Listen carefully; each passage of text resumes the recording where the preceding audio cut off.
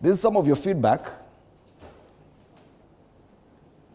Alexander Nguma says perfect, but the percentage is too high. Okay, so he feels not 75%. Development at the same time experiencing corruption is a bad deal for the economic progress of a state. Thank you so much, Alexander, for that comment. Next.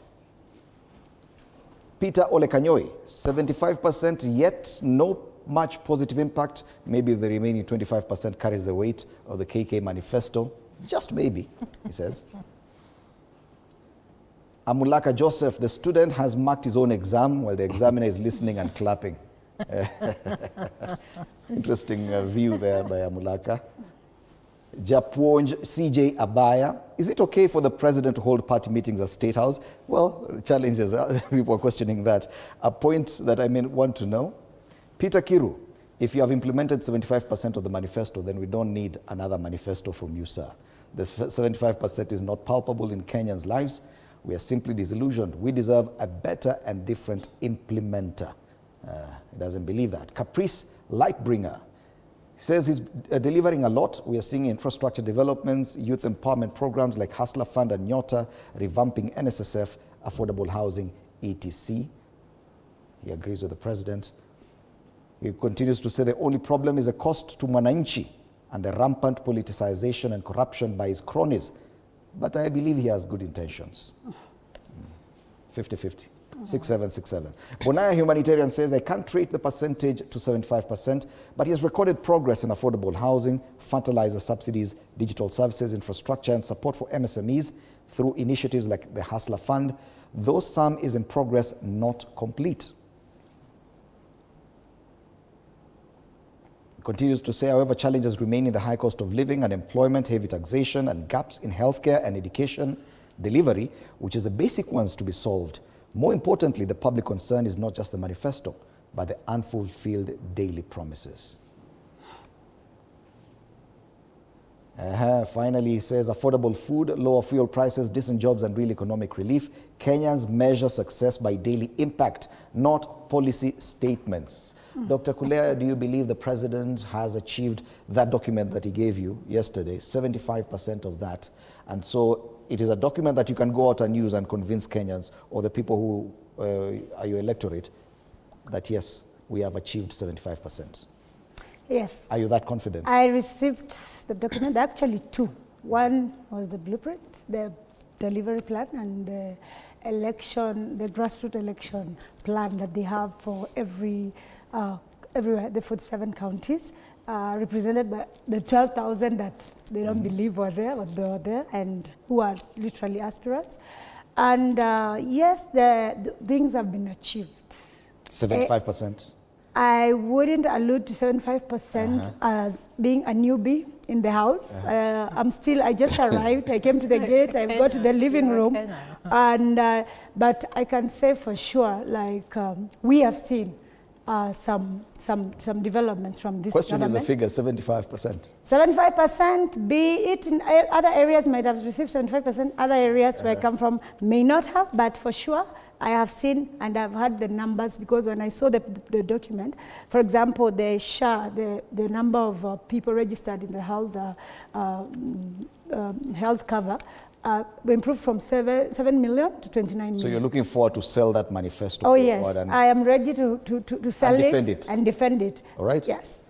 Very soon you'll be selling and defending that manifesto as well, as a member of a new coalition. Once no, I think as a coalition we'll come up with our new manifesto. We don't just copy paste and then move forward like we are blindfolded. I think we have to come up into agreement, and even before then, I think it's important for us to follow through what Baba left for us, and that is the 10 points agenda, even before we get into the manifesto of UDA and how they are fared. But generally, I think the president has done fairly well. 75%? I wouldn't put 75%. I don't know what parameters he's using.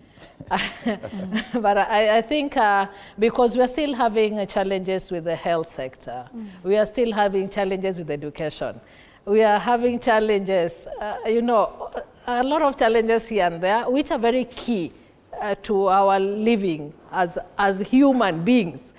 We cannot get it right and put it at 75 while we are still seeing patients being locked out at Kenyatta National Hospital, while we are seeing nurses protesting throughout, in as much as it's a devolved function, it still rolls down to the leadership up there. So are you paying the counties on time for them to be able to pay the workers, including the nurses? So you, in as much as it gets it there, we saw what just happened with the grade 9 going to grade 10, I think.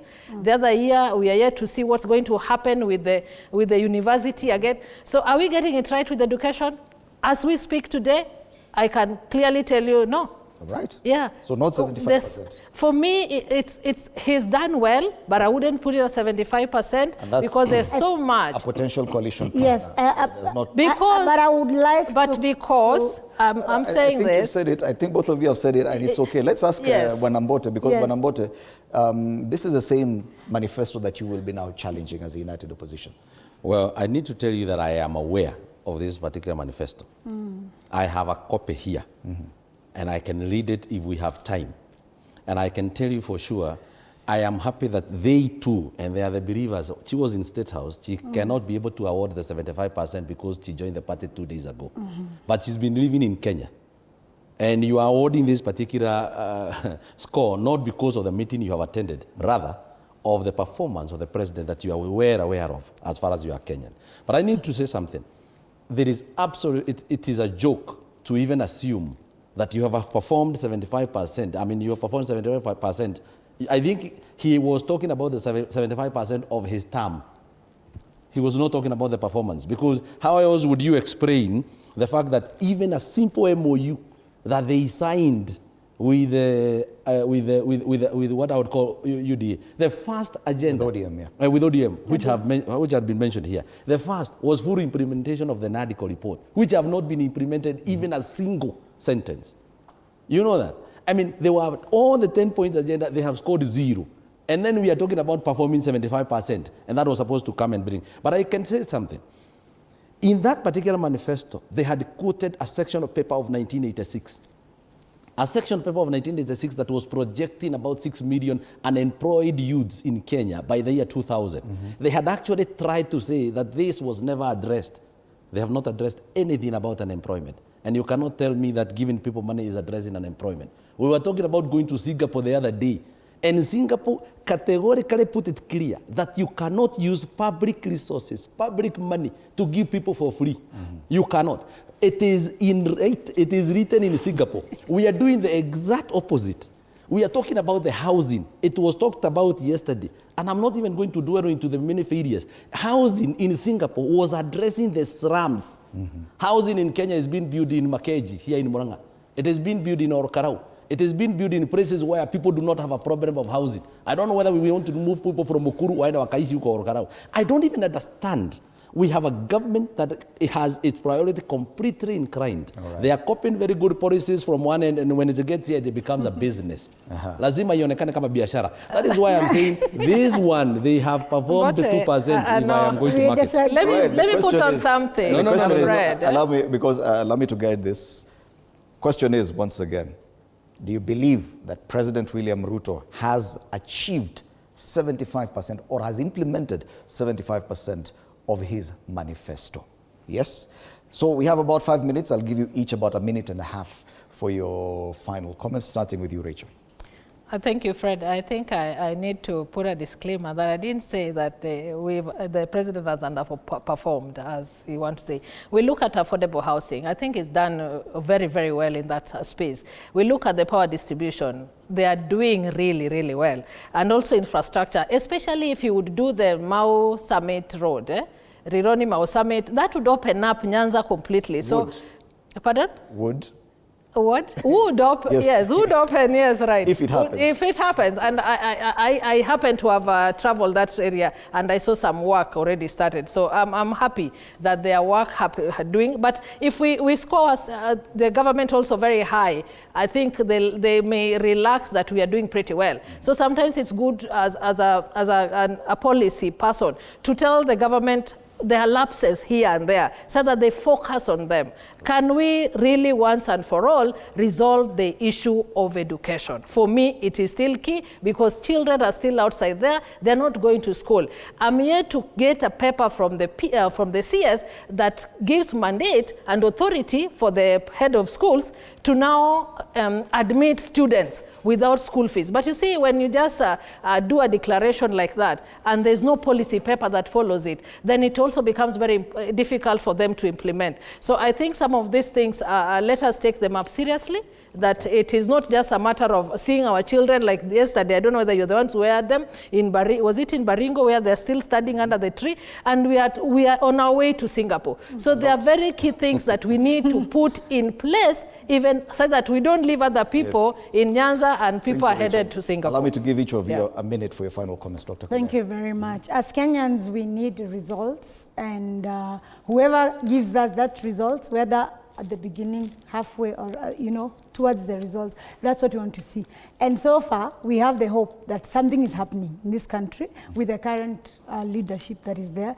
And all I can say is we are all coming from different perspectives and parties, and we all want to see this country prosper. But for sure, what I can tell you, as a new member of the UDA party, and what I'm seeing and what I heard, and from the plan that I am carrying home with me, I am seeing hope for Kenya, and if this government is given more time, they're going to deliver even more than that, 75%. All right, finally. Thank you, Fred, and thank you for having me once again. But I need to sum it up by first going back to where we started our discussion. It is important for the IEBC to know that their formation, it is inclined in two main areas, that is on erection and on boundaries. They are seemingly failing on both of them. They have not been able to do the border, what I would call the constituency delimitation, and all that is a problem now, because constitutionally we have not done what it was supposed to be done.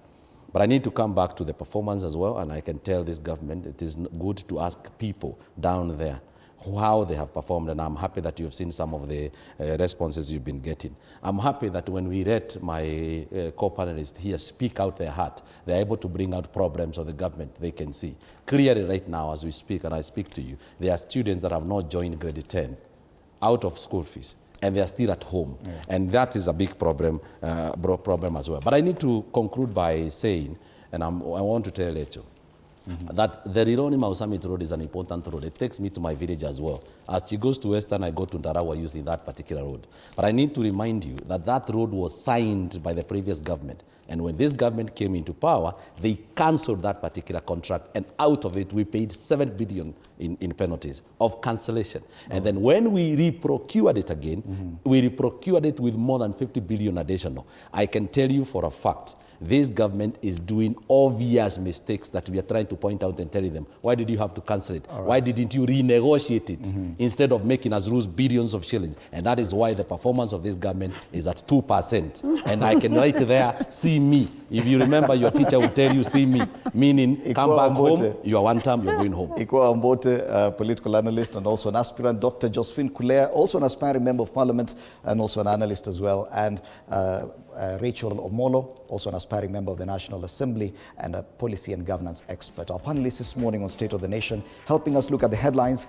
Marjan Auster, that exit of the IEBC CEO, making it to the front page of the Star this morning. There's one story that we did not talk about. There's this gentleman who keeps showing up at State House and always takes an opportunity to have a photo with the president. There are like 12 pictures in this inside. And there are now queries on this tycoon State House visits. But yes, they do mention what happened at State House there with the UDA. ODM cracks deepen. Even as Rachel says, they are fixing the cracks.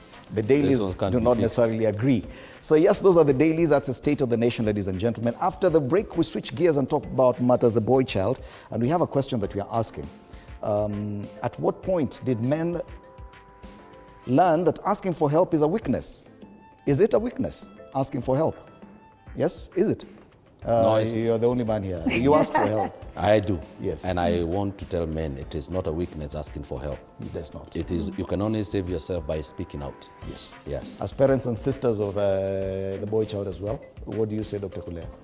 Boys need help. Yes. And the best people they could ask is the adults. They need so, so it is a balanced equation. Okay, Rachel, what's your opinion on this? Don't die in pride, play sick assistant. Well, Thank you so much. And this is the conversation we'll be having after the break. My colleague Ano Dida is ready for that one. Do stand by because the panel is here. A lot of men, yes, these are gentlemen. Is be a man killing men? That's a question we are asking. Nambua kangumu, you're a man. Don't cry. Be a man. Is that destroying men? That after the break. My name is Fred Indimuli. Have a lovely morning.